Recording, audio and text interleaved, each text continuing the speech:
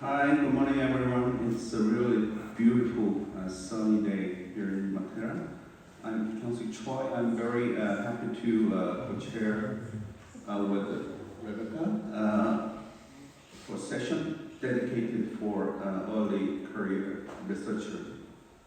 So today we have several talks in the lineup. First, the talk will be given by Marta, Keynote speech number 3. Marta is a postdoc researcher fellow from Institute of Geosciences and Earth Resources in the National Research Council of Italy, Padova, and she is going to talk to us about the tidal signatures playing hide and seek in meandering channel topology, and she'll remind us the significance of the cryptic or ambiguous tidal signals in the reconstruction of the paleogeography and stratigraphic architectures in fluvial tidal transition zones. Please welcome Marta. Thank you for the introduction. Thank you to be here, and thank you to the organizing committee to manage this wonderful event. So today I'm going to show you a part of my PhD project and also the work that the research group at the University of Padova is doing, dealing with the tidal signature and tidal dominance in meandering channels. So first of all, I would like to thank all the people that made this possible. My supervisor, Massimiliano Binassi and Andrea Paus, the precious collaboration with Oriol Oms from the University of Barcelona, and also the postdoc and PhD with whom I work with, Alvise, Elena, Alice, Riccardo, and Davide, and also I would like to thank all the collaboration and all the great discussion I had during this year. So tidal signature. Tidal signature are all the characteristics that allow one to identify tidal processes on a deposit. And maybe with the exception of achnophages, the most well-known and striking tidal signature are tidal sedimentary structures. Tidal sedimentary, here you can see an example of a reefing climbing ripple from Choi 2010 showing Newton spring cyclicity. Tidal structures are really fascinating. They are well known and well studied to understand the tidal cycles at different scales. And when they are really well preserved, they can be used also to calculate lunar retreat rates. So we can gain really a lot of information from them, and we tend to rely on quite a lot on them when it comes to understand the tidal dominance of the sedimentary dynamics. But what's dominance? Forcing is dominant when it controls morphodynamic processes. So here we are we see some nice meandering channel in the confined river. I hope that everyone can see this really nice scroll that testifying that the meanders are migrating toward the right side of the screen. And there's the sea. So it's clear that they are migrating downstream. And it's also clear that the fluvial here, the fluvial forcing is the dominant forcing. So the river here controls the sediment transport, it deposits sediments, it controls the morphology of the pond bar, and also the plankton evolution of the meanders. There's another example from the Victoria River in Australia, and again you can see here there's a nice point bar, and there's accretion toward the right side of the screen again, but toward the right side there's land. So this morphodynamic behavior is not due to the river, but it's due to the tides. So tidal dominance occur when morphodynamic processes are determined by the tides. So which is the relationship between tidal signature and tidal dominance? Do one imply the others? So here you can see some nice mouth-fur deposits from the La Paz Formation, which was classically interpreted as tide-dominated environment because of the widespread occurrence of tidal structures and tidal rate miles. However, recently, Marcello reinterpreted these deposits as river dominated because tidal signatures are limited only in what is interpreted as interflood period. So overall, these deposits are river dominated. So these show that even widespread occurrence of tidal sedimentary structures that are the most well-known tidal signature are not enough to detect the tidal dominance. And what the other way around, does tidal dominance imply tidal signature? So it is well known from modern tidal systems that, and it's reported here by Davis, that situation exists where sediments also accumulate under tidal condition, but there are no tidal signature preserved. So tidal-dominated environments can lack tidal signature. So I would like to play a bit with this concept and discuss the relationship between tidal signature and tidal dominance in the context of meandering channels, where the tidal signature can play a little bit hide and seek. So I'm going to show you two different examples. We will be looking at modern deposits of the Venice Lagoon in Italy, and also the Maastrichtian time formation deposits in Spain. The first case will highlight how the lack of classic tidal signature in a tidal-dominated environment, whereas the second one will allow us to go beyond the sedimentary structure as indicator of tidal dominance. So we already see the Venice Lagoon yesterday. We are in the northeast of Italy. There are three main inlets in the lagoon which allow nutrient, sediment, and water exchange. From the inlets, there are several channels that branches out, cutting through subtidal platform, intertidal platform, and salt marshes. The main forcing there are, so the Venice Lagoon is subjected to a mixed tidal regime with a tidal range of about 1 meter. There is no fluvial input, as Fabio pointed out yesterday. All the major fluvial input were diverted out of the lagoon. And there is wind waves caused by Bora wind, which is blowing from the northeast, and there is coastal setup, which increases tidal amplitude from Sirocco wind, which is blowing from the southeast. We will be looking at several intertidal meandering channels cutting through salt marshes in the northern and in the southern lagoon. In those areas, sediments are entrained by tidal currents and wind waves in subtidal and intertidal flat, but they are then injected through the tidal channel by tidal currents. So these are really, the tide there is the dominant forcing because it's the only one. I will be listing several pieces of evidence to make you believe that these are really tide-dominated channels. So we had some ADCP measurement during ebb and flood flow, and I believe it's quite clear that there's a mutually additive pattern of flooded ebb flows in these meanders. These patterns also cause in some meanders they cause the shaping of these meanders, and they produce these peculiar features, the cuspage morphology, which is a unique feature of tidal landscape. It is well known that channel cross-sections scale with the tidal prism, and these apply also to arbitrary cross-section on a tidal network in the Venice Lagoon, and this is an example from the salt marsh area. A direct consequence of this relationship is the funneling shape of the channels. The width is decreasing exponentially from the margin of the marsh toward the inner part because of the reduction of the tidal prism. Now I hope they make you believe that these are tide-dominated intertidal channels. I want to point out some sedimentary feature of the tidal point bar. So we look at 25 intertidal meanders, both in the north and in the southern lagoon, which range from 2 to 100 meters in width and 1 to 7 meters in depth. the research group collected quite a lot of data during these years, with more than 500 sedimentary cores, adding up to a total core length of about 1 kilometer.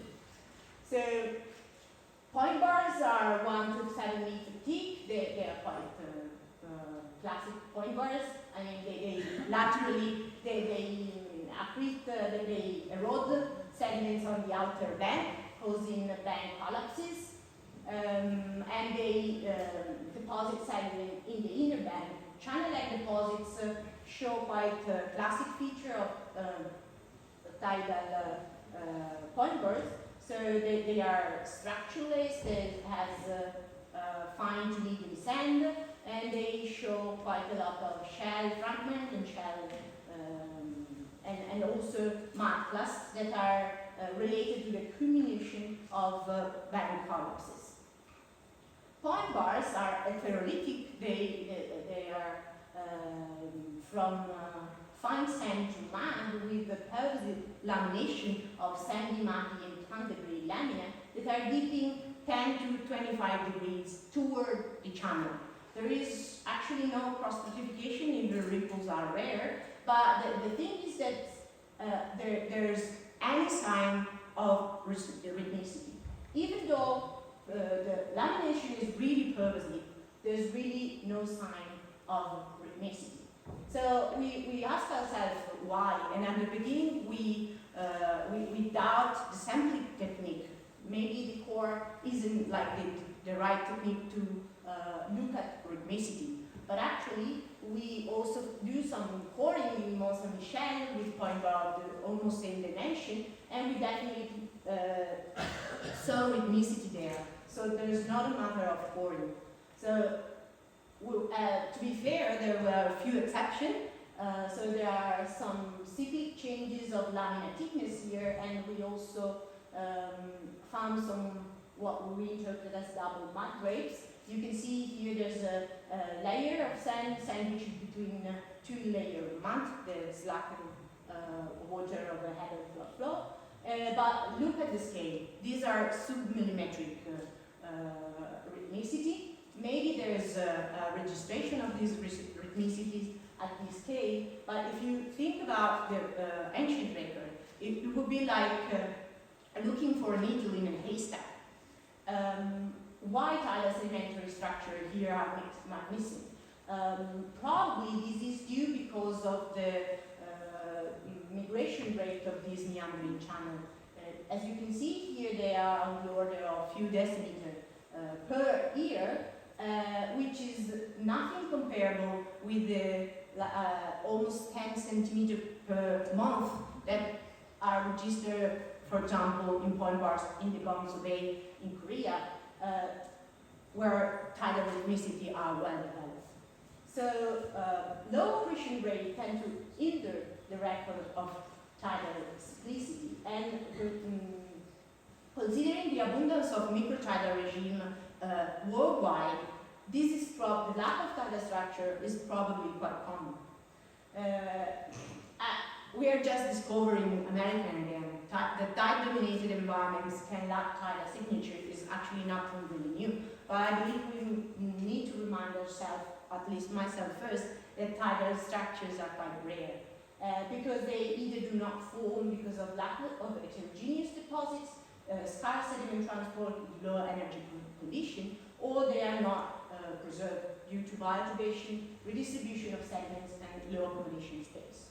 So if we cannot rely on tidal structures, on what we can rely on? How can we speculate about tidal dominance in the fossil record? Can we go beyond tidal sedimentary structure as a signature of tidal processes? So we will be looking at Maastrichtian lower unit, which was deposited in the Trent Grouse Basin, which is an east to west oriented basin in the South Pyrenean Foreland basins. These units consist with reddish mud with isolated channelized heterolytic bodies, and it is framed between lagoonal dragfish and fluvial acquistine deposits within an overall regressive trend. There are quite a lot of literature in this stratigraphic interval, which allow to an excellent temporal and paleogeographic control. So we know that during the deposition of the lower end unit, there was a quite 20 to 30 kilometer wide and 80 to 100 kilometer long embayment, with an overall drainage area of about 3,000 square kilometer. The pilot coastline was near Campo, and we will be looking at point bars near San Román here in the proximal part of the basin, which is like 60 to 70 kilometers far from the pilot coastline. The drainage area there is about 1,000 square kilometers. From magnetostratigraphic, paleontological and petrographic studies, there's a clear connection with the marine realm, with the most striking evidence being a normal plantarum foraminator and glaucomatic grains, and also remnants of marine fishes at 60 to 70 kilometers inland from the Padova coastline. There are also features consistent with the tidal processes. So there's abundance of mine, IHS, there are phthasal and lenticular bedding, there are reactivation services, there are poorly developed red mites, and also evidence of fluoroburson. So again, you can see the study area, here's Campo. We will be looking at point bar here in transformation. There's a zoom in here. We take data from 28 point bars. We characterize the sedimentary patches, and we perform some morphometric analysis, looking at the thickness of our point bar with respect to the drainage area, and we also perform detailed 3D architectural reconstruction on 8 point bars. So there are point bars are both dominated of mudstone or sandstone. They show a clear erosion of basal surface. They are pretty well developed IHS, dipping at about 15 degrees. And it is interesting to note that even though the sandstone bodies are the ones that are more evident in the landscape, the abundance of point bar of mudstone and point bar of mudstone and sandstone point bar are pretty much the same. So they are equally abundant, and they show comparable bar thickness, being the muddy between 6 and 7, and the sandy one between 9 and 10 as a maximum. So it is well known that the channel dimensions scale with the drainage area, and this was used quite a lot to estimate the dimension of the drainage area of ancient river. We have information about the drainage area in San Román, and we measure the maximum point bar thickness. We compare them with the published literature on fluvial point bars, and with the drainage area comparable with ours. What is expected is that the point bar thickness should not go up than 4.5 meters. The other way around, with the point bar thickness of about our dimension, the drainage area is expected to be at least 1 order of magnitude higher than ours. And this is, can be explained in some way looking at this relationship in a tidal environment. Channels there are much more bigger. The comparable point bar thickness are related to lower, a smaller drainage area. So our point bar are bigger than what expected in a fluvial realm, and we probably be somewhere in the middle between these two and Denver. So we performed detailed paleo reconstruction to understand where the paleo was going within the point bar. From the 3D architectural reconstruction, we will be able to understand which is the plan for evolution of the point bar, and we can orientate the point bar within the basin, discriminating which is the bar axis and the belt axis, and we were able also to determine which was the seaward side and the landward side of the point bar. The tidal flow was measured and was plotted in this graph considering two different angles.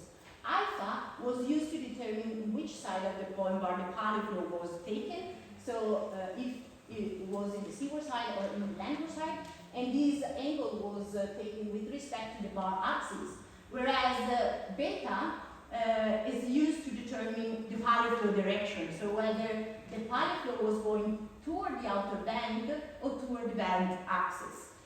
This was taken with respect to a line parallel to the band axis. Here you can see the orange arrow here, it's in the seaward side and it's going toward the band axis. So this will plot right there, whereas in the landward side and with the tidal flow that was going toward the outer band, this tidal flow will be plotted there. Vice versa, there will be the orange one going toward the outer band will be plotted here, and again the purple one there. So these are the results from our point bars. If you look at the Rose diagram, they're quite a mess. They are really, the tidal flow it's really widespread. Whereas with this graph, I believe it's quite clear that there is a mutually adhesive pattern of the tidal flow. And we are 70 kilometers far from the tidal coastline, but this is not like an exception. See this example from the Irrawaddy Delta, where there's also a strong fluid discharge. But still, you can see that 50 to 80 kilometers, there's flow reversal. Look at this, this is a central bar, and you can see that these are dunes that are migrating landward. And there's also possibility to develop mutually adhesive flow. We want also to look at the control of tides on bar architecture. Because of matter of time, I will be showing you just a few examples. I'm not sure if you can see here, but this is the planetary view outcrop. We are looking here at this this part here. So you can see the channel, the bar base, the IHS and the bed dipping here toward the northwest and toward the northeast. There is the channel field. We performed the 3D reconstruction where you can appreciate the variation in the thickness of the bar between 3 and 6 meters. The outcrops continues to east, and we plotted the bedding data on the planetary view. I'm not sure if you can see here, but here there are bedding, and from here we can reconstruct the planetary transformation of those bedding. And this point out as to be a landward asymmetric expansion transformation. So the point bar actually is moving landward. We also performed some grain size analysis between the landward and the seaward side. There's a fining trend toward the landward side. Mud is much more abundant in the landward side rather than the seaward side, and this is quite unusual for fluvial realm, where you expect to be to look at downstream fining. And this is more consistent with the tidal flood flow, which can create a low energy zone in the landward side of the point bar. Another example here, we are looking at two different bars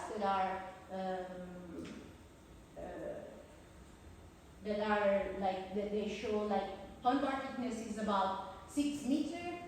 They show a wedge-shaped geometry. They dip quite constantly toward north, northeast, north, northwest, and they outcrop on a 3D cliff right here in the two sides of the cliff.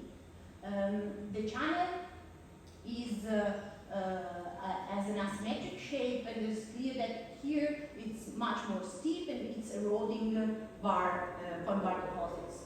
We interpreted these as two consecutive point bar translating toward north, so toward the margin of the basin, so toward the landward side.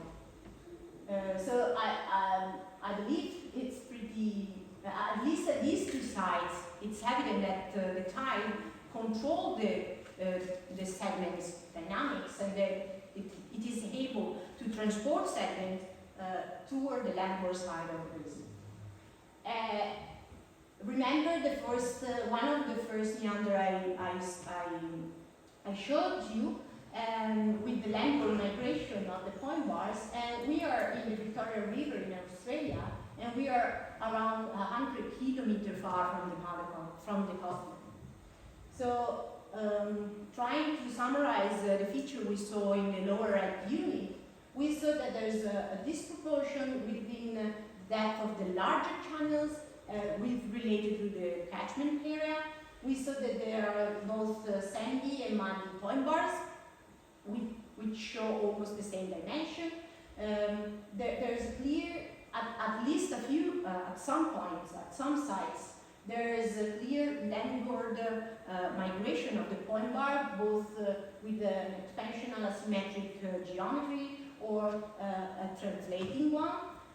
Within the point bar, there can be finding trend, grain size trend toward the land, and there's evidence for mutually adhesive pattern for these bars. So from all these features suggest that the tide isn't just going to reverse the flow of the river, but actually it controls the, at least at this site, it controls the channel morphodynamic, and it's able to transport sediment toward the land. So, just few take-home messages, both from literature and also from the Venix example I showed you. I believe we can say that neither abundance nor lack of tidal sedimentary structures can provide information about dominance of tidal processes. Dominance of tidal processes needs to be assessed by verifying that the tidal currents control the paleomorphodynamics. And so what we need to do is probably broaden the concept of tidal signature, not considering just, of course, we need to consider tidal structures and acnophages, but we probably need also to include the spatial distribution of grain size, the morphometry of the sedimentary bodies, and also 3D structural architecture. Even though those are maybe quite consuming in terms of collecting data, they really are really useful to do this kind of to understand the morphodynamic of the ancient record. So then the higher the number of the signature types, which include for sure those ones, but also every other kind of signature that are related to tide environments, the most likely the tides were the dominant force on sedimentation. And thank you for your attention and questions.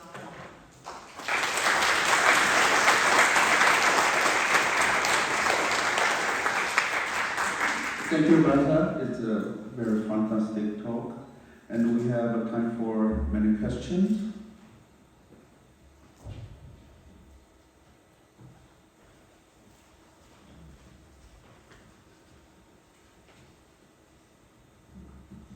Thank you, Marta. It was very nice. I have a question about the assessment of the tidal influence that you can see.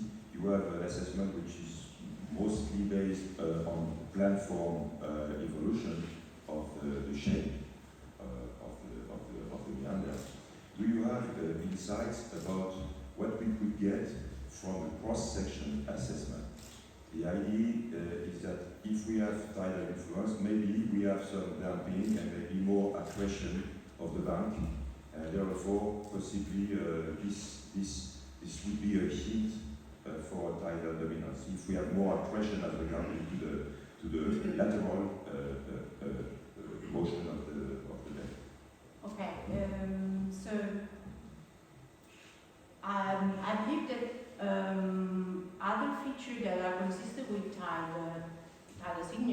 on a cross section. It's like, I didn't show you that before because there's no time, but we also saw that there are some kind of strange trend within the point bar, talking about the grain size. So sometimes we have like fining and then coarsening, or we have a coarsening trend, which might point to like the those are quite strange feature for fluvial polymers. And about the amount of accretion, I would say that this was not related to trend formation, but I also studied some other formation in the ceramic resin, the Tidal formation, and in there we saw also that actually the channel, the point bar migration was quite low with respect to the channel dimension. So probably there's also this kind of feature to be taken in consideration. Okay.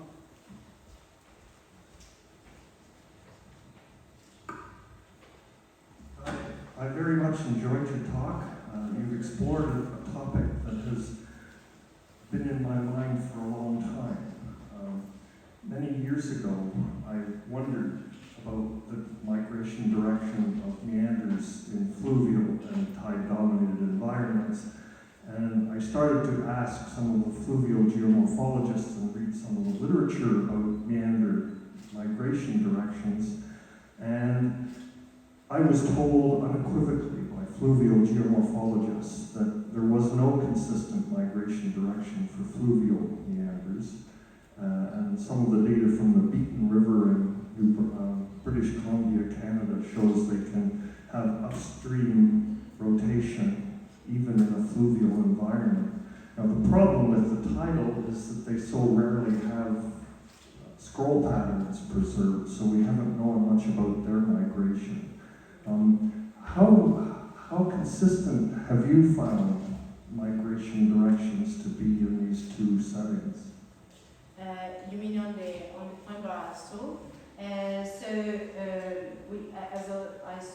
said there's we look at almost 30 point bars, and there were I believe at least a third that has some kind of landward migration pattern, and others show just expansion of behavior. But those probably are just one of the features I pointed out on these point bars that is consistent with the landward migration of the point bars. And also the fact that we, from previous literature, we know that there's no plantonic foraminifer there, so that there's evidence that actually the sediment were transported there from the sea toward land. So I believe those things together are consistent with tidal influence and dominance there on those sites. Yeah, Marta.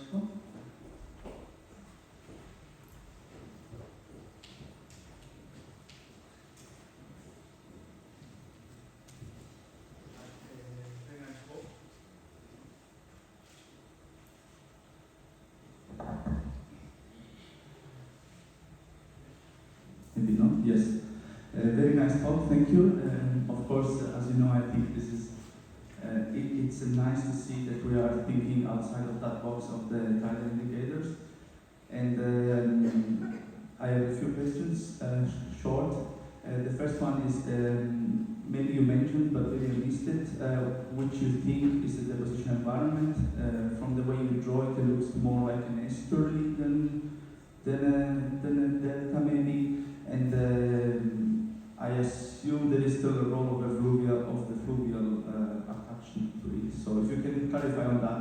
And the second one, I wondered if you consider also the option that the drainage basin reconstruction is not that reliable, because we're looking at Cretaceous, and maybe this is based on what is preserved, so the sink of the source to sink system. So we probably don't know how much of erosional part was there. So I wonder, I mean, the things you showed us, they are nice, but I wonder if you consider this other option as well, that the drainage was much larger than what is preserved. Thank you.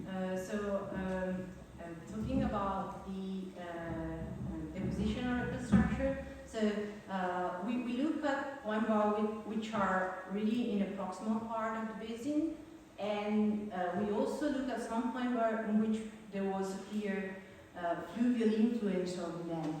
And unfortunately, a lot of the trend formation is not outcropping, it's located beneath Eocene outcrops. So probably the major trunk of the river are just not outcropping in the landscape. So it is most probably there was a major trunk, a major fluvial, and we probably were looking at some marginal kind of meandering flat, salt marsh flat. So yeah, probably this dominance is it's local to those meandering channels. And about the second question, there are quite a lot of information on the petrographic. There are quite a lot of study on the petrographic and the structural construction of this basin, and we were and also magnetostratigraphic reconstruction. We were looking at the magnetochrome 29, and there's quite a lot of data that pointed out that so it's a full thrust belt, and that there were already the two thrusts that confine from the north to the south the basin, and the provenance data of petrographic data pointed out that there were only sediments within these two thrusts. So I believe that the constraint were from previous literature was quite well constrained. So yeah, I believe it's quite consistent in both. Okay, it's time's up. You will be very quick, eh?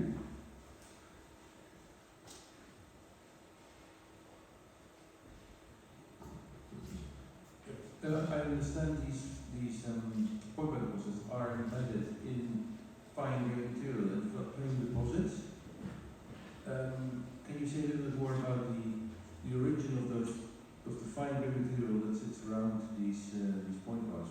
What is that density? How were they formed? So they were probably some kind of floodplain or tidal flat deposits, which we are quite far from the Padova line, so we probably are within the upper intertidal regime. They are quite pathogenized, probably because of the high subaerial exposure they were exposed to. And so yeah, I would say that. Okay. Yeah, We'll take it. yeah. Okay, thank you, Marta. Thank you. Let's move on to the second talk.